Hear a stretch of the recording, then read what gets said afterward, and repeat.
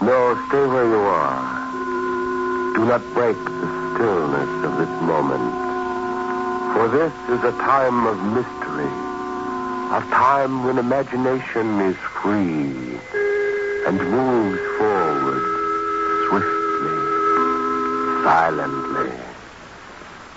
This is the haunting hour.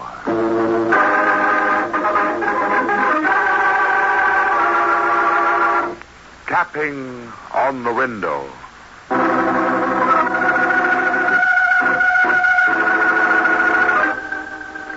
Any city that marks the end of a long trail is beautiful.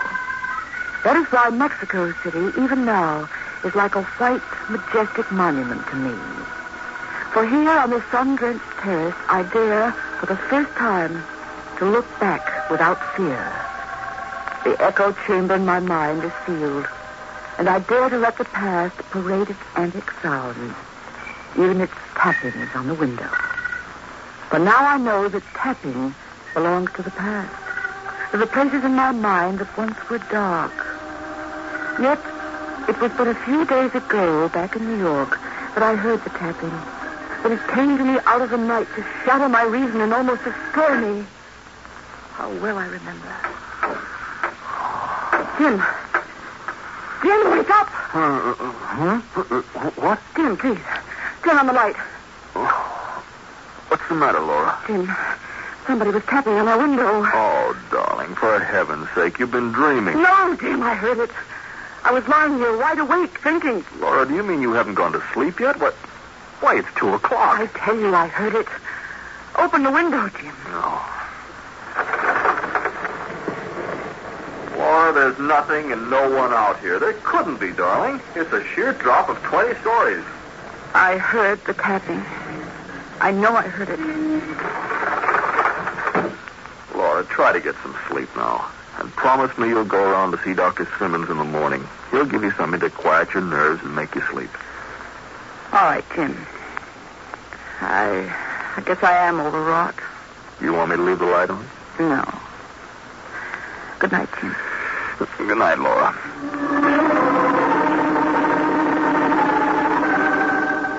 I tried to go to sleep, but it was no use. The tapping was real. I'd heard it there on my window. And all the memories came back. They pounded persistently against my will to shut them out. And finally, when I couldn't fight them any longer, I let them take possession to slide into the past. Back 5 years to California. To the time I thought I was so desperately in love with Courtney Lang. Courtney. I heard the tapping, Courtney. I heard it and I hated you. Hated every memory of you from that first evening we met in the little garden that separated our apartments. Oh. Well, I'm sorry. I didn't know anyone was out here. Well, don't let me frighten you away. This garden isn't private. Thank you. I'm Courtney Lang. That's my apartment there on the left. I'm Laura Harding. I live here, too. Yes, I know. I've watched you here in the garden from my window. You're very lovely. I'll be going in now. Oh, please don't be offended, Miss Harding. That must have sounded rather like a fresh compliment, but it wasn't meant to be. I'm an artist, and I notice beautiful things and beautiful people just as a matter of course. I see. Still, it is getting late. I must go in. You're not angry, then? Of course not. Good night. Good night, Miss Harding. I hope we'll meet again.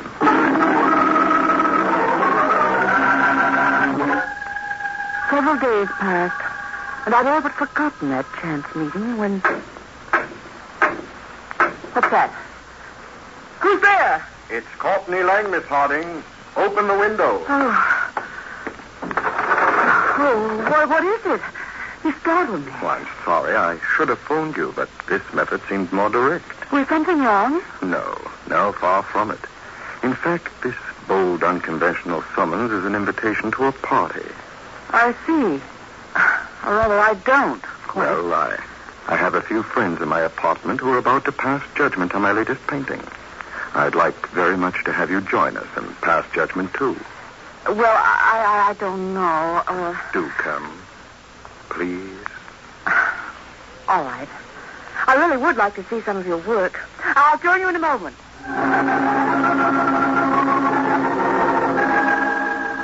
And that was how our strange love affair began. At first, I was aware only of Courtney's charm and his talent as a painter. He was handsome, self-assured, and successful. I couldn't help feeling flattered by his attentions.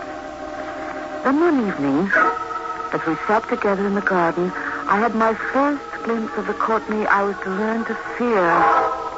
The real Courtney. Tired, Laura? Oh, no. It's difficult getting used to spending a whole day in an art gallery.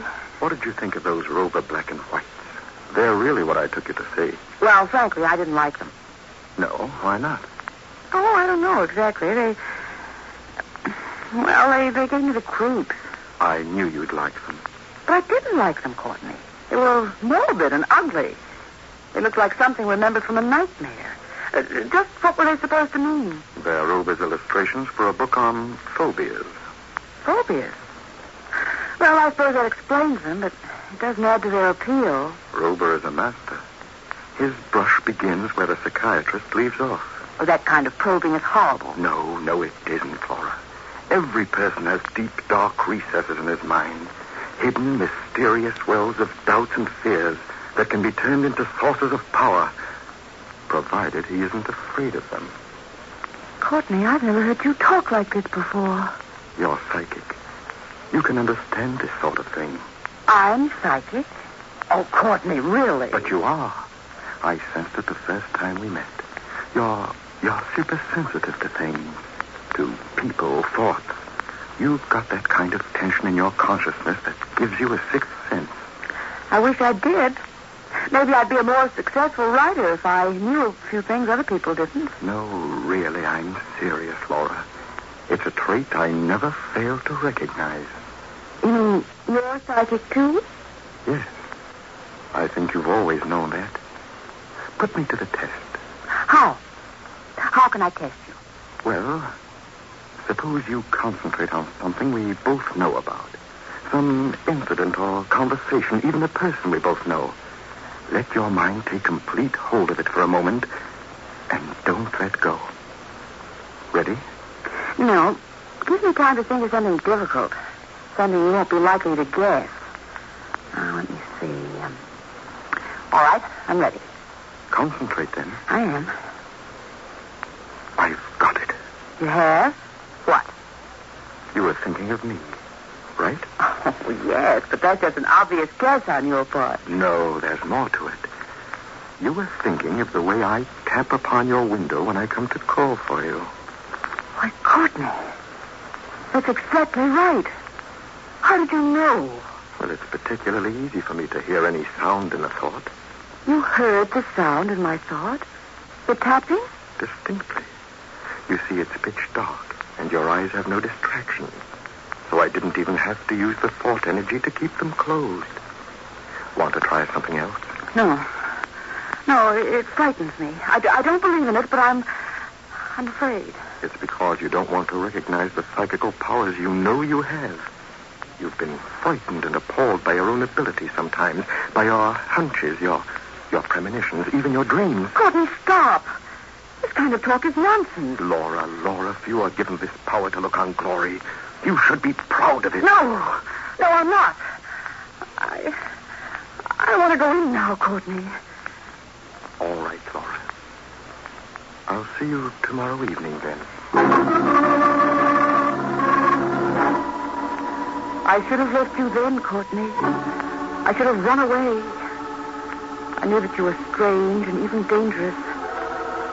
But I thought I loved you, and I stayed. And then one day... I want to talk to you seriously about something, Laura. Yes, Courtney? What is it? I'd like to paint your portrait. Why, Courtney. Well, I'm really terribly flattered. In that blue dress you wore to Florence Whitby's party the other night. Mm-hmm. That would be perfect. There's just one other thing, Laura. I have so many pressing commitments at present, we'll have to work whenever I can squeeze in the time. Oh, well, that doesn't matter at all. Fine. Suppose I tap on your window as a sort of signal know whenever I'm free. No, I'd rather you didn't do that. Oh, of course, Courtney. Whenever you want me, just tap on my window and I'll be right with you. Coming, Courtney. I'll be with you in a moment, Courtney. I heard you, Courtney. I'm coming.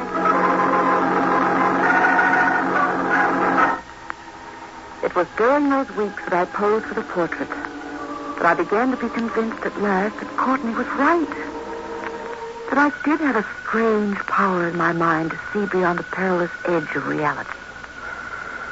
I began to read the books I found in Courtney's studio. Weird, twisted, mystical books. Books on spiritualism, telepathy, phobias. Books that dealt with pathology and neurology. Finally, I began to believe I understood something of Courtney's strange philosophy. The terrible dread took hold of me. I was afraid of him and of myself. Then, quite suddenly, the portrait was finished. Courtney invited a few of our friends to the unveiling. When everything was ready, he called for me. Laura, we're ready. Come and see yourself as an artist sees you. I'll be out in a moment, Courtney. Wait for me. Yes, Laura. Courtney, I'm so excited. I've never seen myself on canvas. I'm excited too, Laura. And yet, I'm rather sad. Why, Courtney? Don't you think the portrait's good? No, it's not that. What then? I've been thinking about us, Laura, and wondering. I think you know that I've fallen deeply in love with you. So much so that I'm beginning to be afraid for us. Afraid? Of what? Well, all these weeks I've been tapping out a tattoo upon your window, and you've come running to me. Now the portrait's finished, and I'm wondering if you'll go on responding whenever I call. Oh, Courtney, of course I will. Whenever your message sounds upon my window, I'll come, no matter what. Remember this promise, Laura. When I send a message for you, you'll come, no matter what.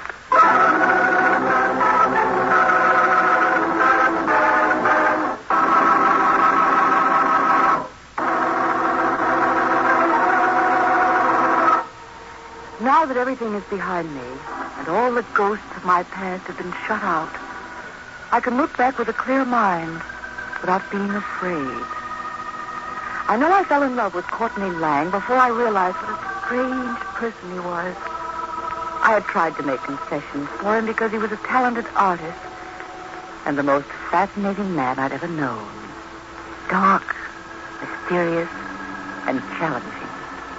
He had painted my portrait, and when it was finished, he took me to his studio where some friends were gathered for the unveiling.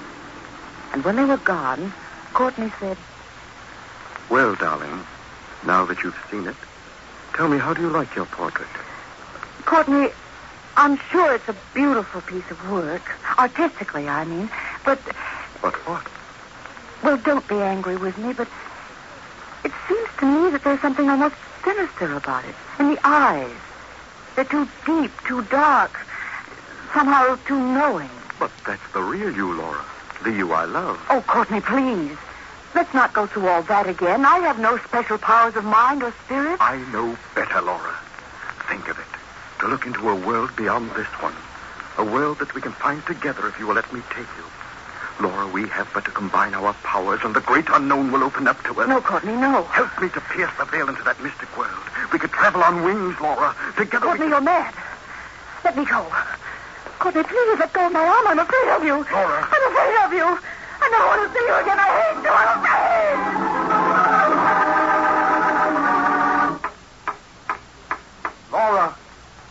Laura, please let me talk to you. Laura, remember you gave your promise to come when I tapped upon the window for you. Laura! Laura, where are you? She's gone. But she'll come back. She'll come back.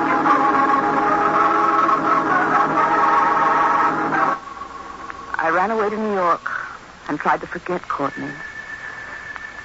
When I met Jim Ralston, suddenly everything was changed. I forgot Courtney completely in my love for Jim. We were married, Jim and I. And for almost 2 years, I was divinely happy.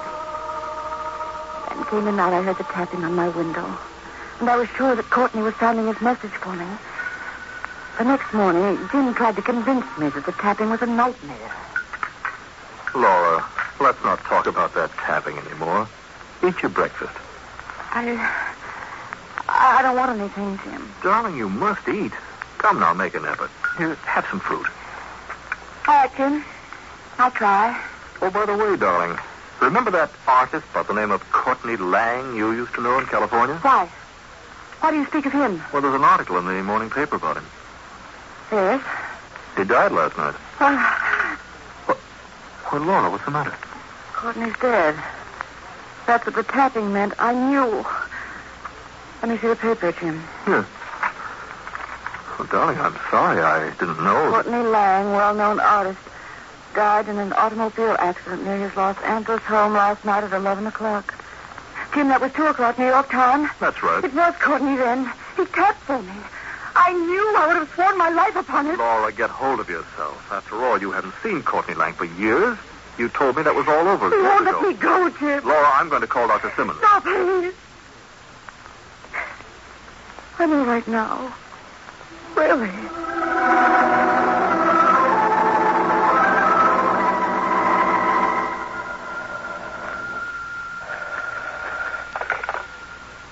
Hello? Hello, Laura. Yes? This is Florence Whitby, Laura. Do you remember me? We used to know each other on the coast. Oh, yes, I remember. I've just read about Courtney. Isn't it tragic? Yes, tragic. I know how close you were to him once, Laura, so I was wondering if you'd like to go to the exhibition with me today. Exhibition? Yes.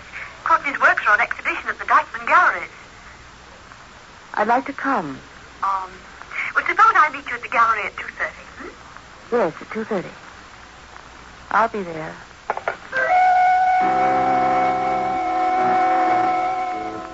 The gallery was a haunted place. Courtney looked down upon me from every frame upon the wall. I could feel his presence all around me, his spirit reaching out for mine. Florence. Yes, Laura? When did you last see Courtney? Oh, about 2 weeks ago. He oughtn't look you up here. Well, I suppose you know that he never got over you, Laura. Yes, I know. Oh, you should never have left him, Laura. He was lost and unhappy without you. He never gave up hope that you'd come back. I know that. Didn't he know that I'd married Jim Ralston? Yes, he knew. But that didn't seem to make any difference. He said there was a bond between you that nothing could break. A bond stronger than marriage or even death. Oh, look, Laura. They're giving your portrait star billing. My portrait? Where? Where is it? There, in the alcove. Come with me. I want to see it. Oh, of course. Oh, this portrait was by far the best thing Courtney ever did, Laura. Yes, I remember every line of it. Every shadow. The eyes. The eyes are strange, but somehow rather beautiful. They're horrible and ugly. But they're real. They're my eyes, Florence. Look at me. Those eyes in the portrait are just like mine, aren't they? Well, I don't know. Perhaps. Yes, they are. I know they are. Courtney was right. He alone could see me as I really am. Oh, Courtney, I want to come back to you. I'm lost. Laura, come, Laura. We'd better go. I want to be with you, Courtney. I was wrong to run away. I belong with you. No one else can ever reach me or understand. Let me come to you, Courtney. Call me back. Come away. Courtney. Heaven's name, Laura. People are staring. Send your message, Courtney. I'll come this time. I'll keep my promise, Courtney. God, Courtney. Miss? Oh, help me, please. This lady's Courtney. ill. Courtney, call me back. Courtney!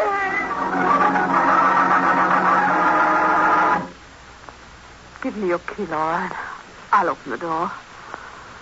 Here.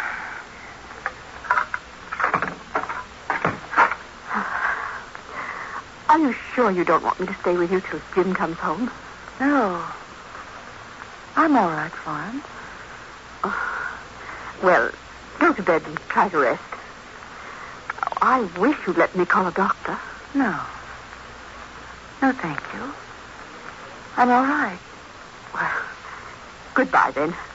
I'll call you in the morning. Yes. Goodbye.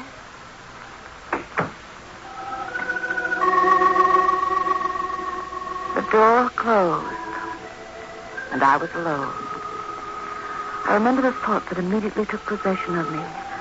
I was alone, and now I had to face things as they were. I'd been a fool. All those years when I tried to live a normal life, loving Jim, hoping he'd never discover the truth, I'd been a fool. Yet I thought, I must have known that one day Courtney would find me and take me away. And I felt myself sinking deeper and deeper into his grasp. That's Courtney now. He's calling to me, and I must go. I promised. I'm coming, Courtney. I'm coming. I'll climb upon the sill and open up the window. Wait, Courtney. Wait. I can't get the window open, Courtney. Wait. Wait for me. Wait. Wait for me. Laura, what are you doing? I can't get the window open, Jim. Help me. Laura, get down. No, he's out there. Courtney, he tapped for me. There. You heard it, Jim. You heard it. The tapping. It's Courtney. Laura. Jim, let me go. You can't hold me any longer. Courtney, come for me. I've got to go to him. Courtney, I want to come to you, but Jim won't let me. Laura, listen to me. I'm going to open the window now, and we'll look out together. Open the window. There. Do you see Courtney out there, Laura? Courtney. Where are you, Courtney? He isn't there, Laura. He never was. Yes, he was. He tapped. No. Look, this is what caused the tapping. Take a good look, Laura. It's an aerial. Yes, an ordinary aerial with two clamps on the end of it. When the wind was strong enough, it blew the aerial against our window and caused a tapping. Like this. An aerial?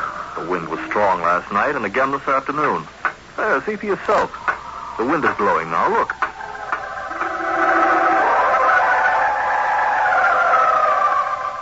And so, all the fears of the past that had been walled up inside me, the tappings on the window that to me had been living ghosts, were suddenly melted away into nothingness. The next morning, Jim and I were on a plane bound for Mexico City. I don't know how Jim managed it, but he did. During the flight, Jim was very quiet, almost despondent. But now I understand the reason for that. Jim had his own fears. This morning at breakfast, he asked me... Laura, you're feeling much better since we arrived here, aren't you? Yes, Jim. Much, much better. Then may I ask you something? Of course, Jim, anything. Did you and I make this trip alone, Laura? Yes, Jim. Just you and I. And that's the way it's going to be from here on in. And Courtney Lang? Jim, I've discovered something. The ghost of Courtney Lang was a living ghost. It's gone now. Courtney is dead. His strong spirit has found its place at last. Out there somewhere in the great unknown he loved. He'll find his peace there, Jim. I know he will. Laura. Come here, darling.